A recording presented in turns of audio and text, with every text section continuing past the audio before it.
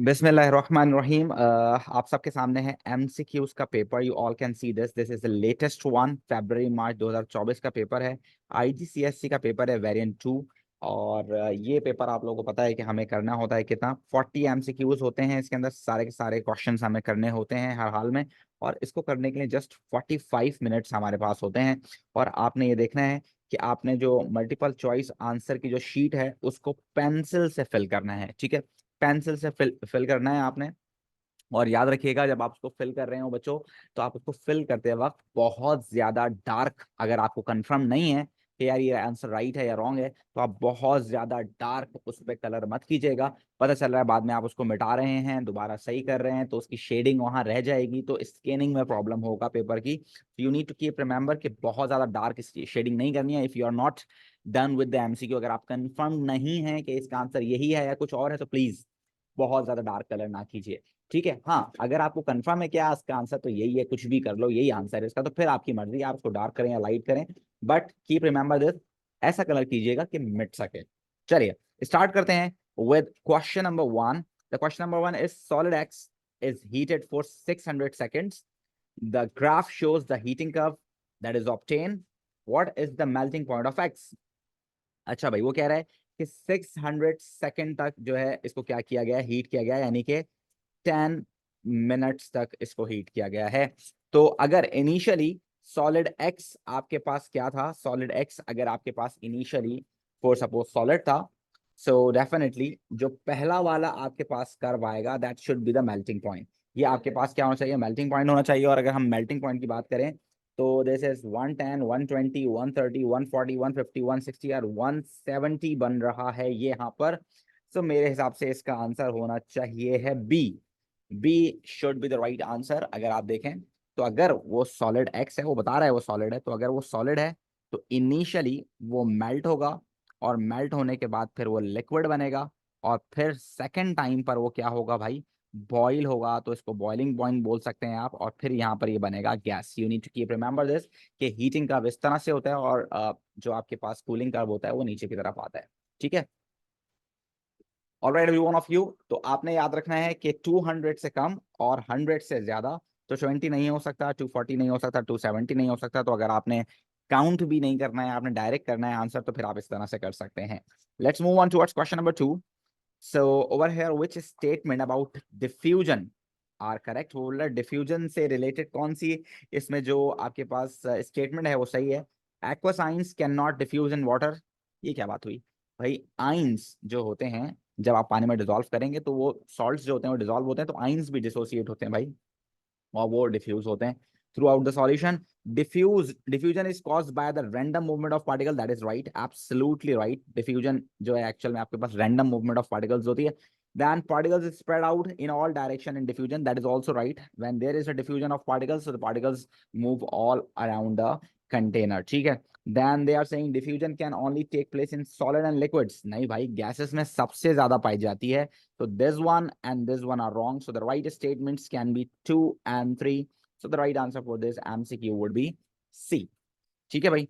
Then the next question is saying which statement about an atom of fluorine is correct. अब देखो, ऐसी situations में आप देख लिया करो कि जो उसने दिया हुआ है हम उसी को फोकस करेंगे। ठीक है ना, उसने मुझे फ्लोरीन 9 और 19 दिया। Definitely it is also present in periodic table, लेकिन समटाइम ऐसा होता है कि वो कोई और दे दे आपको, फॉर सपोज लाइक इस तरह से लिख के दे दे।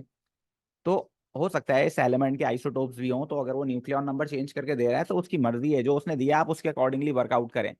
होता क्या है हमारे यहाँ बच्चे जो है ना बहुत ऊपर से आते हैं, वहां लिख के आ जाते हैं कि नहीं नहीं भाई सवाल गलत है, पीरियोडिक टेबल में जरा गौर से देखो 9 और 19 लिखा हुआ है। ऐसा नहीं है भाई, बिल्कुल वहां 9 और 19 लिखा हुआ है, लेकिन एग्जामिनर ने जो भी आपको इन्फॉर्मेशन दी आप उसके अकॉर्डिंगली काम करें तो दैट वुड बी बेटर। ठीक है भाई। सो ये आपके पास एक छोटी सी हिंट है, तो आपको याद रखना है। पहला कह रहा है भाई which statement about an atom of fluorine is correct and in it contain total 28 protons, neutrons and electrons. अच्छा जी, करेक्ट, काउंट कर लेते हैं। अगर इस वाले को हम देखें तो प्रोटॉन्स कितने हैं आपके पास 9, इलेक्ट्रॉन्स कितने हैं आपके पास 9, और न्यूट्रॉन्स की अगर हम बात करें तो 19 माइनस 9 विल गिव यू 10। तो इस हिसाब से 18 प्लस 10 28 बन रहा है टोटल। तो बात तो उसने बिल्कुल सही की है, 28 प्रोटॉन, न्यूट्रॉन और इलेक्ट्रॉन है total. Let's see the rest of the parts. It contain more protons than neutrons. Protons कम है, न्यूट्रॉन ज्यादा है भाई। its isotopes contain different number of protons, isotopes में number of neutron change होते हैं, ठीक है। its nucleus contain 9 neutrons भाई, 10 proton neutrons हैं, तो this is also wrong. So the right answer for this MCQ should be A. इसका right answer A होना चाहिए, ठीक है भाई। आपको ये बात याद रखनी है। और बड़ा जबरदस्त किसी का सवाल, कुछ नई चीज उन्होंने यहाँ पर ऐड करने की कोशिश की है, तो आप देख सकते हैं कि एक नई चीज है, उन्होंने टोटल नंबर ऑफ सब एटॉमिक पार्टिकल्स यहाँ लिख दिए हैं। तो अगर वो इन सब की जगह पर सब एटॉमिक पार्टिकल्स भी लिखता है तो you need to understand this, कि वो अगर बोल रहा है टोटल 28 सब एटॉमिक पार्टिकल्स हैं, तो that is also the right thing, so you need to keep remember this. चलिए आगे चलते हैं। तो आपके पास आ जाता है question number 4। Two of the isotopes of calcium are present as calcium 20 and 40 and 20 and 44. Which statement explain why these isotopes of calcium have identical chemical properties? So you need to keep remember this because they both are calcium. They both are calcium, so they both have same number of protons and same number of electrons. They have same protons and same electrons. And I already told you in the theory paper that all the time chemical properties are actually depending on the number of electrons,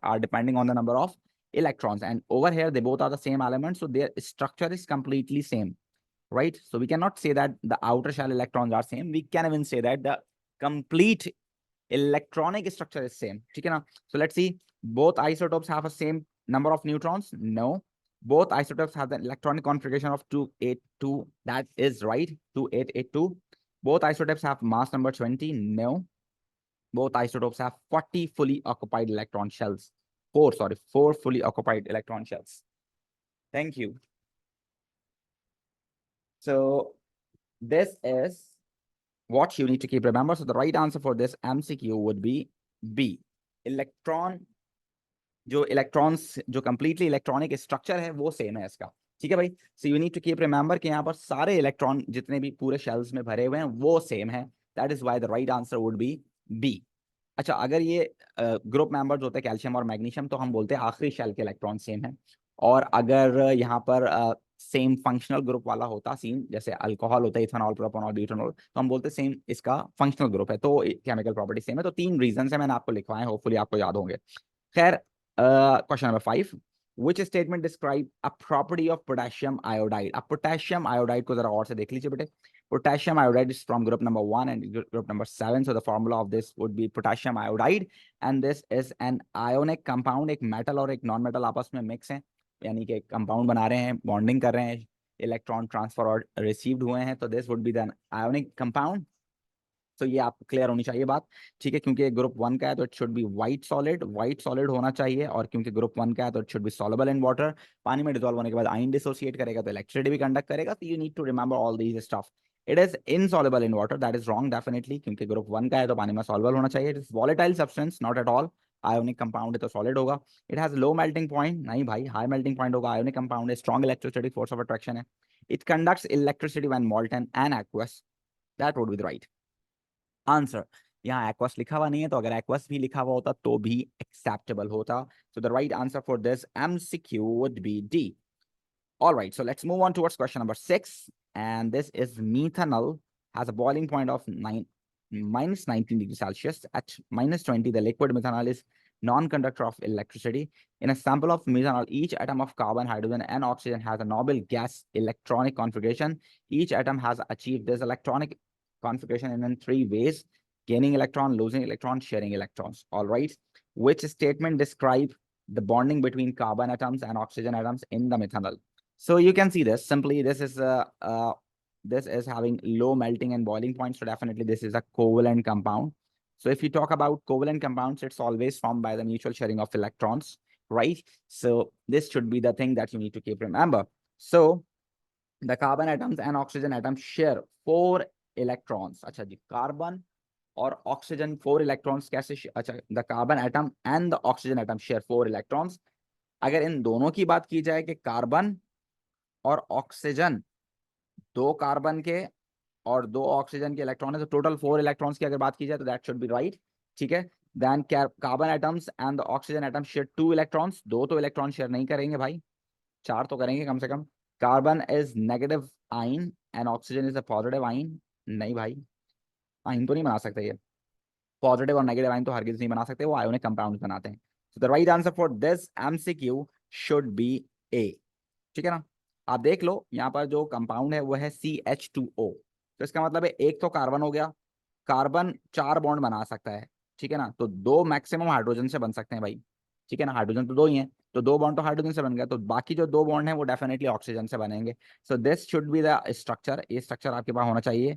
ये आपके पास carbon आ गया, oxygen आ गया, ठीक है भाई, यहाँ पर आपके पास हाइड्रोजन आ गया।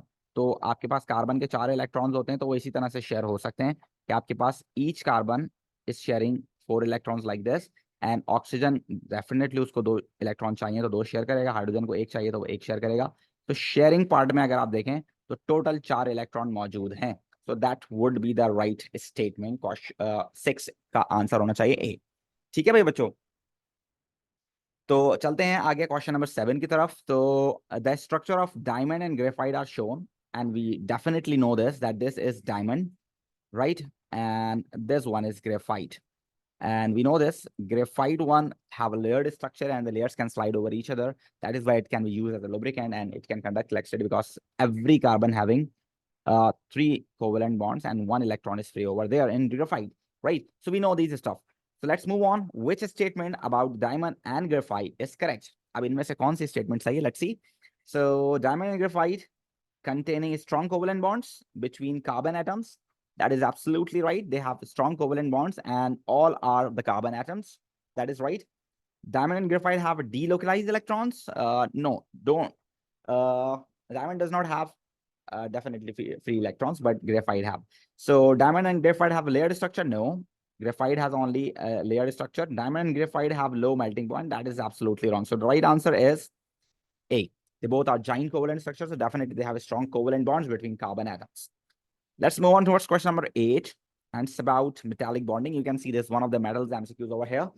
Which rock contain a description of metallic bonding and the property that is explained by the method of metallic bonding? All right. So a lattice of negative ions and delocalized electrons? Not at all. This is a lattice of positive ions and delocalized electrons. So the right answer can be C or D, right? So we need to focus on C and D only. A metal which will react with an acid producing hydrogen gas. That is right. A piece of metal can be molded into different shapes. All right.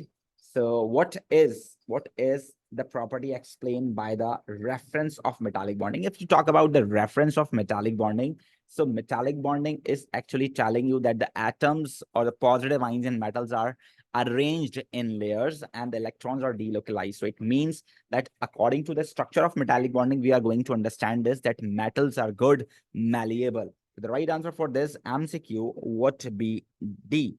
क्या बोलते हो बच्चों? वो तो chemical property है, सी जो है वो केमिकल प्रॉपर्टी, वो तो फिजिकल प्रॉपर्टी है भी नहीं। ठीक है भाई, let's move on towards question number 9 and 10. They are saying what is the relative molecular mass of sulphur dioxide? अल्लाहू अकबर, इतना आसान सवाल क्यों पूछ रहे हो भाई हमसे? So if you talk about sulfur dioxide, sulfur is 32, oxygen is 16 into 2, so definitely 32 plus 32 will give you 64. So the right answer for this MCQ would be D.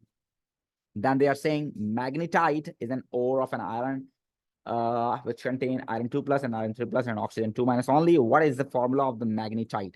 So what we need to do over here, iron 2 plus and oxygen 2 minus, when they combine together, they will give you FeO, right? And if you talk about iron 3 plus and oxygen 2 minus, so the formula between these two would be Fe2O3. So actually we have two types of formula in this ore, FeO and Fe2O3. So if we combine these two, so we have 3 irons. Sum of these will give you 3 irons and 4 oxygen. So the right answer for this MCQ would be D. Right बच्चों, this is what you need to understand. ये हो गए आपके पास 10 MCQs इस paper के। और आगे चलते हैं। जब आगे चलते हैं तो क्वेश्चन नंबर 11 आ जाता है मेरे पास, और क्वेश्चन नंबर 11 किस बात का है भाई? इलेक्ट्रोलिसिस का है। Concentrated aqueous sodium chloride, main thing is concentrated, and sodium chloride में is sodium is more reactive than hydrogen, and dilute sulfuric acid are both electrolyzed using inert electrode. This is the next important thing that you need to keep remember. Which row identifies the product at cathode in each electrolysis? Definitely if you talk about product at cathode, so Sodium chloride is concentrated sodium chloride is there, and aqueous solution is there. So we have hydrogen ions and sodium ions are over there, and we know this, that cathode less reactive would always form product. So hydrogen is going to be formed product over here. And if you talk about sulfuric acid, so definitely in sulfuric acid we have H positive ions, in water we have also H positive ions. So the only product that can be formed over here would be hydrogen gas. So the right answer can be this and then this. So B would be the right answer for 11. Let's move on towards 12. They are again from electrolysis. I told you that there are 2 MCQs of electrolysis all the time. Electrolytes can be broken down by electrolysis. Which raw are correct for each electrolyte? All right. Dilute aqueous potassium chloride when it is going to be decomposed. So because it is potassium salt, so definitely at cathode there would be hydrogen gas. That is right. And because it is dilute, so you can say that hydroxide would be greater, so the oxygen would be the right product. So that's right. See the rest of the question. Concentrated hydrochloric acid means hydrogen and chlorine. Molten aluminum oxide means cathode, but there is wrong. Anode pe wrong. Concentrated aqueous sodium bromide, and there is hydrogen and bromine. That is, you can say that this one is right, but hydrogen is wrong. So what should be the right answer for 12? So the right answer for 12 would be 1 and 2, which tells that A would be the right answer. All right, bacho? A would be the right answer over here. Let's move on towards question number 13. Now, this one is about hydrogen fuel cell. Which statement about hydrogen oxygen fuel cell is correct? Hydrogen oxygen fuel cell. They're asking for hydrogen oxygen fuel cell. So hydrogen is extracted from clean dry air. नहीं भाई, hydrogen इतनी नहीं है air के अंदर. Then only product is carbon dioxide. नहीं भाई, only product is water. The reaction is endothermic. Not at all. अगर ये reaction endothermic होता तो हमें क्या जरूरत थी इसको कराने की? No toxic gases are produced. That is the right answer. There is no toxic product. Only water is the product over here. Then which statement defines the activation energy for the reaction? Activation energy is the amount of energy which is used, which is required to start any reaction. So it is the minimum amount of energy. This is the minimum amount of energy, right? Maximum तो नहीं होती है, minimum होती है. So ये हो गया आपके पास, right? उसके बाद वो कह रहा है that collide particles must have to react. That endothermic reaction take in form their surrounding. Now, ये आपके पास है जो पार्टिकल्स हैं उनको आपस में कोलाइड करने के लिए जो मिनिमम अमाउंट ऑफ एनर्जी चाहिए है, that would be the activation energy. सही है ना? जो पार्टिकल्स को आपस में इंटरेक्ट कराना शुरू करवा दे. Then here we have question number 15 as well. Again, the energetics. इसकी क्वेश्चन की प्रैक्टिस हम कर चुके हैं. The equation for the complete combustion of ethane is shown. The bond energies are listed. What is the enthalpy change of the reaction when 1 mole? This is the important thing to see when 1 mole of ethane is completely burned. So if you talk about these two, so हमारे पास कितनी energy है भाई? आप देखें, carbon carbon triple bond plus carbon और hydrogen के 2 bond. ठीक है ना? ये टोटल है, but we have 2 molecules, so we need to multiply the total with 2. Then oxygen के 5 मॉलिक्यूल्स हैं, you need to see this.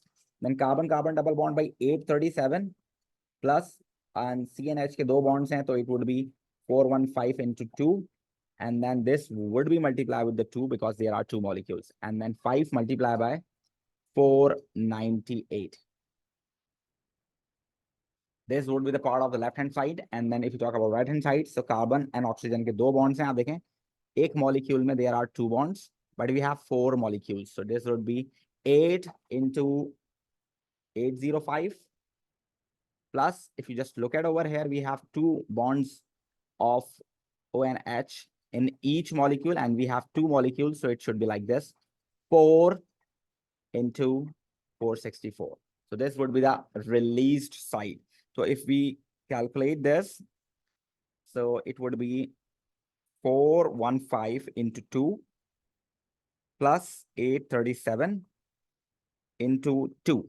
It would be 3334. Then it would be 5 into 498, 2490 plus 3334, 5824. This is the amount of energy absorbed. right? And if you talk about over there, so 8 into 805, it would be 6440 plus 4 into 464, it would be 1856. If you plus both of them, it would be 8296. This is the amount of energy release. So this is the reactant side, and this is the product side. If you are not placing the signs over there, so just you need to do reactant minus product. So 5824 minus 8296. So 5824 minus minus 8296. So this would be negative 2472. Negative 2472 would be, you can see this, there are two molecules in the reaction. So जो भी आपके पास energy release आई है, this is for the 2 moles, but they are asking specifically for 1 mole. So whatever the answer you have, you must need to divide it by 2. When you divide it by 2, so it will give you the energy release for 1 mole. So it would be 1236 negative kilojoules per mole. So the right answer for this MCQ would be B. So the right answer for this MCQ would be B. अच्छा देखें बच्चों, इस तरह के सवाल मैंने जो किया है, क्योंकि मैं तो इसमें एक्सपर्ट हूं ना, तो मैंने बड़ी जल्दी जल्दी इस एमसीक्यूज को कर लिया है। अब जब आप कर रहे होंगे तो फिर आप कहीं ना कहीं इसमें कुछ ना कुछ मिस्टेक जरूर करेंगे, because you are not too much expert over here ना for this calculation type question. So you need to understand this कि अगर इस तरह के कुछ क्वेश्चन आप लोगों के पास आए तो आप लोगों ने थोड़ा सा कर लेना है वेट, ठीक है ना, और इनकी जगह आपने जो है दूसरे सवाल सॉल्व करने हैं, ठीक है, इसकी जगह आप लोगों ने दूसरे सवाल सॉल्व करने हैं। आ रहे हैं तो इसमें आप जब लग जाएंगे ना, तो डेफिनेटली इसमें टाइम थोड़ा सा ज्यादा आपका खर्च हो जाएगा, और आप लोग जो है ना, फिर मुझे पता है आप लोग इसमें टाइम जाया करने के बाद आगे वाले जो एमसीक्यूज है उसमें पैनिक करोगे। तो जब कभी भी इतने बड़े बड़े सवाल आए, तो what you need to do, आपने बस थोड़ा सा इसको छोड़कर आगे बढ़ना है। आप इसको बाद में कर लेना, बाद में हमारे पास टाइम बहुत होगा करने के लिए। अगर डायरेक्ट क्वेश्चन जैसे आपको सीधे सीधे क्वेश्चन मिलते रहे, तो उनको अगर हम कर लेंगे तो हमारे थोड़ा सा टाइम भी हमारा बच जाएगा। और फिर जैसे फॉर सपोज आपके पास 45 मिनट्स हैं, तो 45 मिनट्स में अगर मैं बबल शीट के 5 मिनट हटा लूं, तो एक सवाल के लिए 1 मिनट है आपके पास। अब बहुत सारे सवाल ऐसे भी होंगे जो कि आप सेकंडों में कर लोगे, है ना भाई, जैसे 5 सेकंड में कर लिया, 10 सेकंड में कर लिया, डायरेक्ट क्वेश्चन जो है। जब आप इस तरह के क्वेश्चन 1 से लेकर 40 तक करोगे, तो इसमें बहुत सारे एमसीक्यूज आपके ऐसे होंगे जो 5 सेकंड में, 10 सेकंड में, 15 सेकंड में हो जाएंगे। तो होपफुली ये 20-25 एमसीक्यूज या 30 एमसीक्यूज आपने फॉर सपोज कर लिए 20 मिनट में, तो आपके पास अब बचे हैं 10 एमसीक्यूज और टाइम बचा है 20 मिनट। तो अब हर एमसीक्यूज के लिए 2 मिनट है, और उसमें से भी कुछ आसान लग ही जाएंगे आपको, तो आखिरी में इतना टाइम बच जाएगा आपके पास। अगर आप मतलब प्लान करके चलें, तो ये एमसीक्यूज वगैरह आप कर सकते हैं। तो कोशिश करें कि पहले थियोरेटिकल पार्ट कर लें जो आपको याद है जल्दी जल्दी, और फिर कैलकुलेशन वाले एंड में करें, ठीक है भाई, ताकि आप इजीली टाइम वेस्ट किए बिना सारे एमसीक्यूज तो एटलीस्ट अटेम्प्ट कर सके ना। चलिए क्वेश्चन नंबर 16 पे चलते हैं। In experiment 1, small lumps of limestone are added to dilute ethanoic acid at 40 degrees centigrade. The volume of carbon dioxide release is measured at a regular time interval. A graph of the result is shown. This is experiment 1. Which change give the result shown in experiment 2?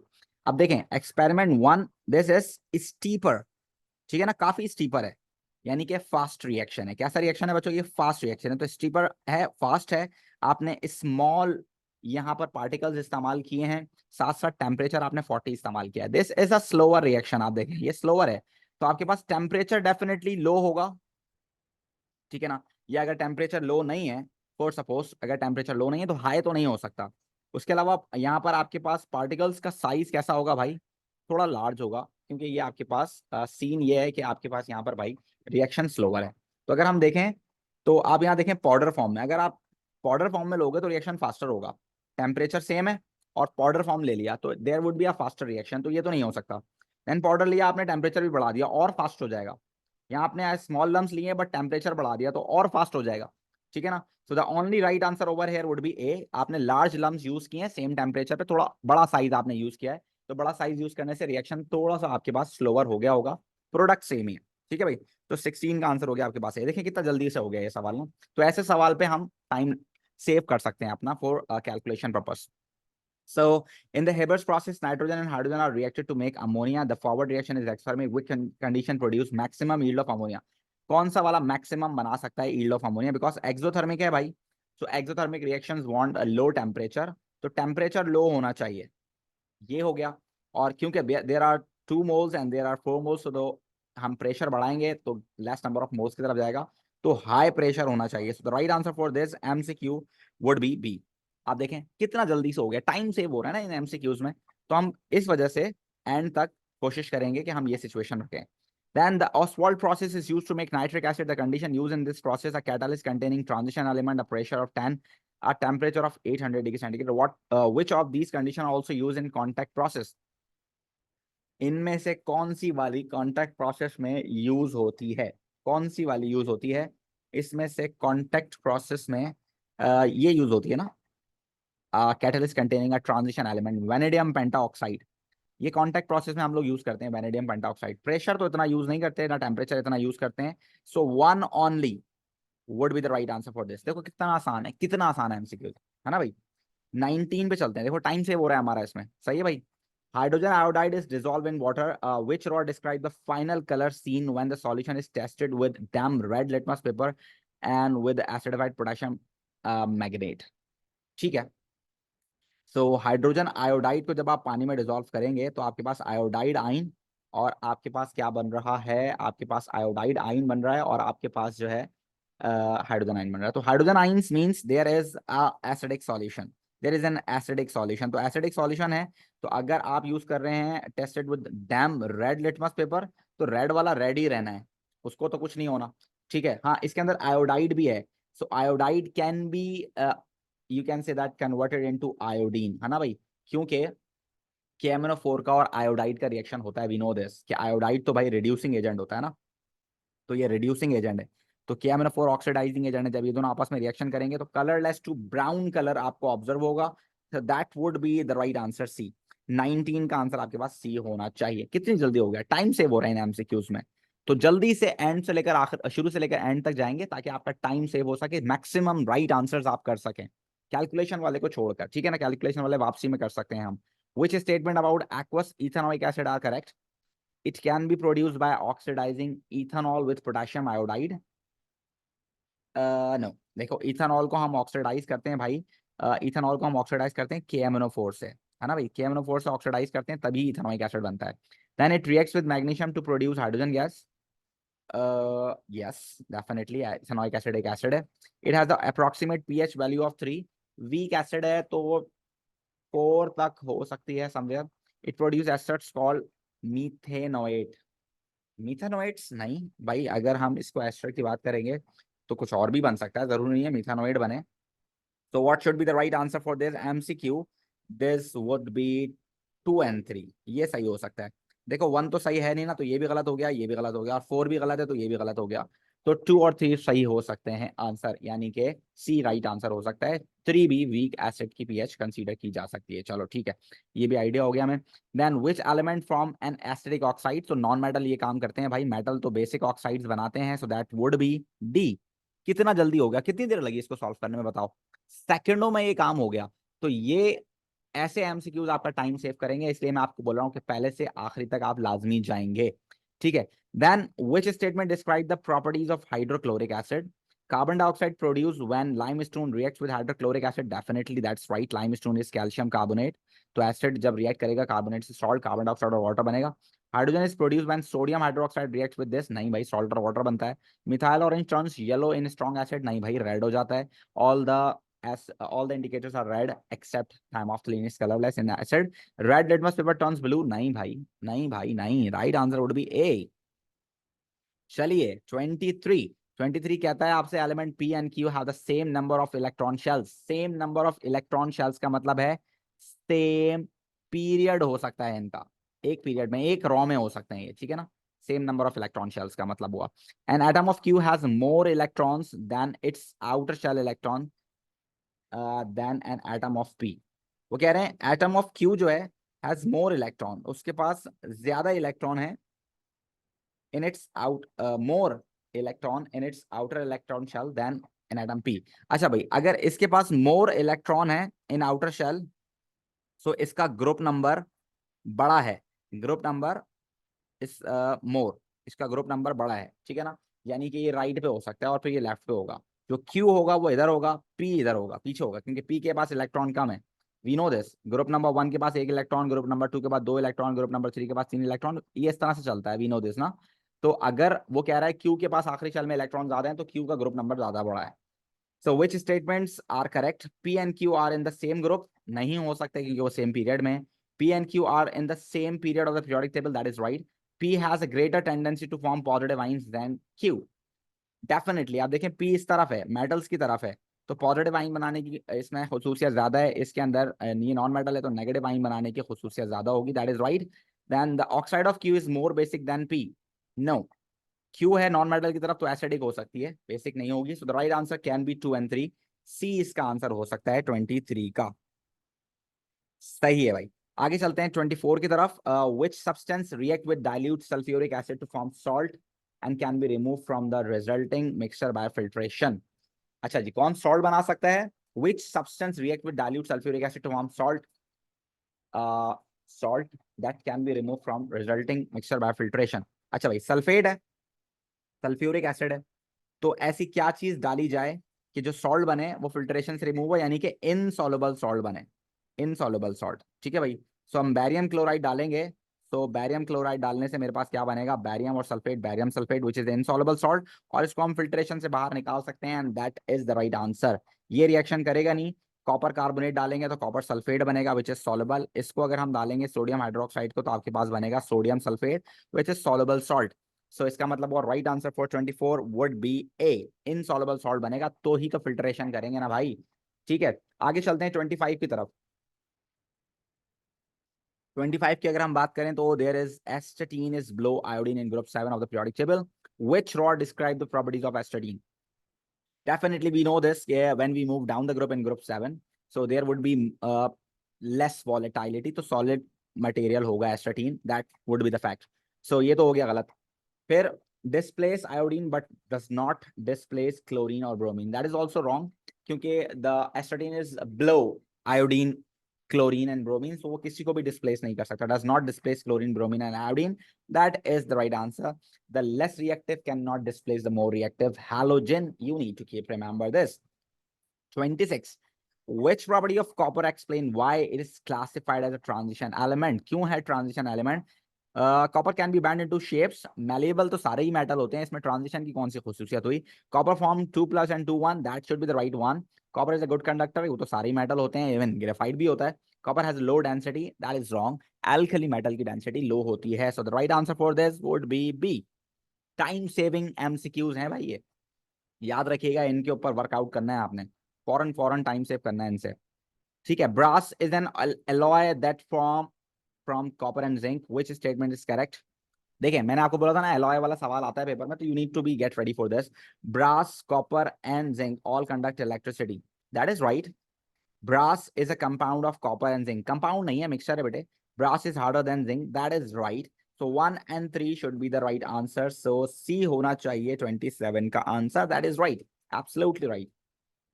चलिए 28, the equation for the reaction of metal M with aqueous zinc sulfate is shown. All right, you can see this, that zinc is less reactive than M because M is displacing zinc, right? So which statement explain why M reacts with aqueous zinc sulfate? Definitely M should be more reactive than. Zinc is less reactive than M because M is able to accept electrons from zinc ion. No, ये metal 0 है और ये बन गया 2+, तो ये loss of electron कर रहा है, गेन ऑफ इलेक्ट्रॉन नहीं कर रहा, that is wrong. Zinc is more powerful reducing agent, zinc 2+ था और 0 हो गया, तो 2+ से 0 हो गया तो ये रिड्यूस हो गया, तो रिड्यूस होने की वजह से ये ऑक्सीडाइजिंग एजेंट हुआ, रिड्यूसिंग एजेंट नहीं हुआ। Zinc is more reactive than M, that is wrong. Zinc ion can be remove electrons from M, that is right. Zinc ion can remove electron from N, zinc ion ने ही तो इसके electron loss करवाए हैं, so that is the right answer 28 का D, सही है भाई। आगे चलते हैं। In the blast furnace the impurity silicon tetroxide is removed by formation of slag, which equation represent the formation of the substance which reacts with silicon? Which equation, देखो ये कितनी जबरदस्त बात है, which equation represent the formation of substance which remove, यानी कि ये कह रहा है कि वो कौन सी इक्वेशन है जिसके अंदर आपको कैल्शियम ऑक्साइड बनता हुआ नजर आ रहा है, तो दैट वुड बी सी। 29 का आंसर सी होना चाहिए। वो ये नहीं कह रहा कि कौन सी इक्वेशन के अंदर स्लैग फॉर्मेशन हो रही है, वो कह रहा है स्लैग फॉर्मेशन करने के लिए सिलिकॉन डाइऑक्साइड को रिमूव करेगा कैल्शियम ऑक्साइड, तो कौन सी इक्वेशन में कैल्शियम ऑक्साइड बनता हुआ नजर आ रहा है, that should be the right answer. ये देखें कितना जबरदस्त उसने हमें घुमाने की कोशिश की है, दैट्स गुड। देखो मेटल्स के सवाल आपके सामने हैं, 4 5 6 आते ही हैं। Aluminium is extracted from bauxite by electrolysis, which statement is correct? अच्छा जी, aluminium ion are oxidised to form aluminium. नहीं भाई, गेन ऑफ इलेक्ट्रॉन तो रिडक्शन नहीं होता। This is reduction, you are wrong. The cathode has to be replaced, anode has to be replaced, because they are carbon anodes that are reacting with oxygen. Carbon dioxide is produced at an anode, that is right. Cryolite is added to remove impurity, that is wrong. It is used to remove impurities. No भाई, ये इसलिए इस्तेमाल होती है कि हम melting point कम कर सकें, कॉस्ट सेव कर सकें, या एल्युमिनियम ऑक्साइड को उसके अंदर डिसॉल्व करा सकें। 30 का आंसर होना चाहिए C. I am sorry, is that right every one of you? चलिए, तो कोई बात नहीं सारा, इंशाल्लाह इंशाल्लाह अगले साल दोबारा ले लीजिएगा क्लास, मिस करने वाली बात ही नहीं है, सिर्फ 1 महीने की बात है। Iron rust but aluminium does not easily corrode, which statement explain why aluminum does not easily corrode? We know this, aluminium के ऊपर उसकी आ जाती है लेयर, एल्युमिनियम के ऊपर आ जाती है उसकी लेयर जो कि होती है इनर्ट, तो its surface is protected by an oxide layer. देखो, अगर बेसिक इंफॉर्मेशन आपको होगी ना, तो आंसर की तरफ खुद ब खुद आपकी नजर जाएगी, खुद ब खुद आपकी नजर जाएगी। और this is how we can identify. देखो, एल्युमिनियम वाली उसने मेरे जहन में फौरन बात आ गई कि उसने क्या बात करी, मेरे जहन में साफ आ गई बात कि यार वो बात कर रहा है आयरन की और एल्युमिनियम की। मैं भी इसी तरह से एक साथ बात बताता हूँ आप लोगों को, भाई आयरन के ऊपर भी कोरोजन होती है, एल्युमिनियम के ऊपर भी होती है, लेकिन सीन क्या होता है, आयरन वाला जो है कोरोड हो जाता है, जबकि एल्युमिनियम वाला नहीं होता, क्योंकि उसकी ऑक्साइड की लेयर उसको प्रोटेक्ट कर लेती है। तो मेरे जहन में फौरन आया कि यही वाला रीजन ये पूछ रहा होगा, तो देखें वही सवाल का रीजन भी है। So which chemicals can be used as a fertilizer to provide the 3 elements needed to improve the plant growth? तो फर्टिलाइजर के लिए NPK बहुत जरूरी है भाई, और N देने के लिए आमतौर पे हम अमोनियम्स नाइट्रेट यूज करते हैं, जबकि फॉस्फेट भी फर्टिलाइजर में यूज होता है, और पोटेशियम के लिए पोटेशियम के सॉल्ट्स आप यूज कर सकते हैं। सो ओवर हेयर नाइट्रोजन मौजूद है, पोटेशियम मौजूद है, फॉस्फोरस नहीं है। यहाँ पर नाइट्रोजन है, फॉस्फोरस है, पोटेशियम, तीनों चीजें मौजूद हैं। नाइट्रोजन है, फॉस्फोरस है, पोटेशियम नहीं है। यहाँ पर नाइट्रोजन है, पोटेशियम है, फॉस्फोरस नहीं है। तो मेरे हिसाब से तीनों तो मुझे बी में नजर आ रहे हैं। So the right answer for this would be B. कितना आसान है, कितना टाइम सेव कर सकता है हमारा। What is the color change when water is added to the anhydrous cobalt 2 chloride paper? It is blue to pink. So the right answer for this MCQ would be B. कितना आसान। How the carbon dioxide and methane cause global warming? वो करते क्या है भाई, आप सूरज की रोशनी को एब्जॉर्ब करते हैं, फिर री इमिट करते हैं। So they emit the thermal energy they have absorbed back to the earth. That is right. They absorb the radiation directly to the from the sun. They increase thermal energy loss to space. They reduce reflection of thermal energy. So what should be the right answer? Definitely they absorb and re-emit the radiations. 4 statements about photosynthesis are listed. Chlorophyll is required for photosynthesis. That's right. The equation for photosynthesis is this. नहीं, ये उल्टी लिखी हुई है, ये respiration है। ये हम जब सांस लेते हैं वो वाला process है ये। Photosynthesis required energy from light. Sunlight should be there. Sunlight or light, that is right. Photosynthesis release carbon dioxide, which can be led to climate change. No. So 1 and 3, A would be the right answer for 35. Right. 36 से start है organic. Which molecule are structure isomers of each other? Okay. So 1, 2, 3, 4, 5. 5 carbons and 12 hydrogens. 1, 2, 3, 4, 5 and 12 hydrogen. That is right. ये एक दूसरे के isomers हो सकते हैं। Check कर लेते हैं कैसे। 1, 2, 3, 4, this is branch 2 methyl butane, 1, 2, 3, और ये हो गया 2,2 dimethyl propane. Definitely they are isomers of each other. 1, 2, 3, 4, 5, 1, 2, 3, 4, 5, 6। इसमें 6 कार्बन है, इसमें 5 कार्बन है। 5 कार्बन तो है लेकिन 10 हाइड्रोजन है। इसमें 6 कार्बन है, तो डेफिनेटली 12 हाइड्रोजन होंगे क्योंकि डबल बॉन्ड है। तो the right answer would B 1 and 3. All right, they are branch structure of each other. 1 and 3. B would be the right answer for 36 and 37. Which elements about the reaction of ethene and steam are correct? Which statement? Sorry. So the product has a higher molecular mass than ethane. Ethane. अच्छा भाई, ethene और इससे बनेगा alcohol which is ethanol, और इसका AMR होता है 46. Ethane का कितना होता है? It is C2H6. So definitely it is 30. And this statement is right. सही लिखा हुआ है। The product reacts with aqueous bromine. The product reacts with aqueous bromine. नहीं. The number of electrons shared between carbon and atom decreases. Carbon atoms, the number of electrons shared between carbon atoms. Definitely, carbon-carbon double bond is there. So there are 4 electrons shared between carbon-carbon. When there is ethanol to be produced, so that would be 2. So decrease hoga. That is right. Good job. That's great. The reaction produce an alcohol and hydrogen. Hydrogen तो नहीं. Addition reaction है सिर्फ alcohol produce होता है. तो 1 and 3 again. So the right answer would be B, 37. 38 कह रहा है भाई. Methane and chlorine reacts to form chloromethane. Which rod describe the necessary reaction condition and the type of reaction? Definitely methane और chlorine का जो reaction है वो substitution reaction है. Alkane का reaction है और इसमें use होता है ultraviolet light. So the right answer what this MCQ would be A. Direct questions हैं भाई, time saving questions हैं ये. Then what are the structure of 2 different polymers X and Y are shown? Which row about the monomers and the linkages between the monomers in polymer X and Y is correct?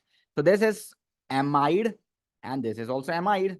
So they are asking for linkage, monomer in X and Y.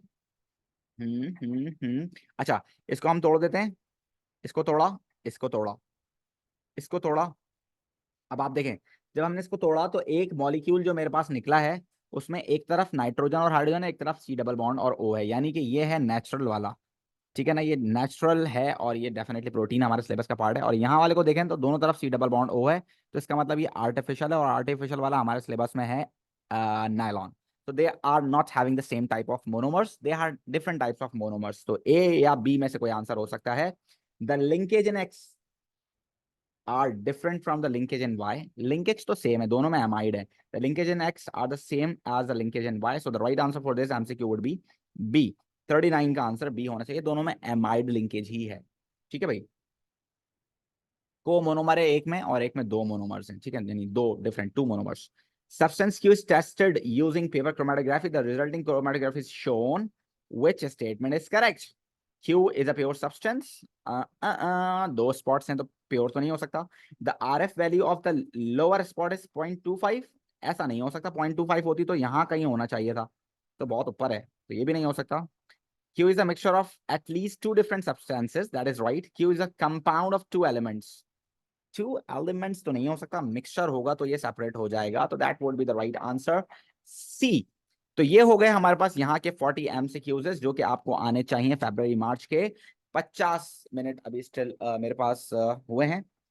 मैंने start की थी 7:10 पे, तो मैंने 40 minutes में complete कर लिया. 5 minute में मैं इसकी जो है बबल शीट को फिल कर सकता हूँ आराम से. वैसे मेरी कोशिश ये होती है कि MCQs के साथ साथ ही कलर फिल करूँ ताकि मेरा टाइम सेव हो सके बबल शीट का. फॉर सपोज अगर एक MCQs में मुझे 5 सेकंड लगे या 6 सेकंड लगे, तो अगर मैं उसको बबल शीट को हाथ के हाथ भर दूंगा तो 8-9 सेकंड में मेरा MCQs कंप्लीटली फिनिश हो जाएगा. तो आखिरी के 5 मिनट बजाय इसके मैं बबल शीट भरूं, मैं उसको रीचेकिंग पे यूज कर लूंगा.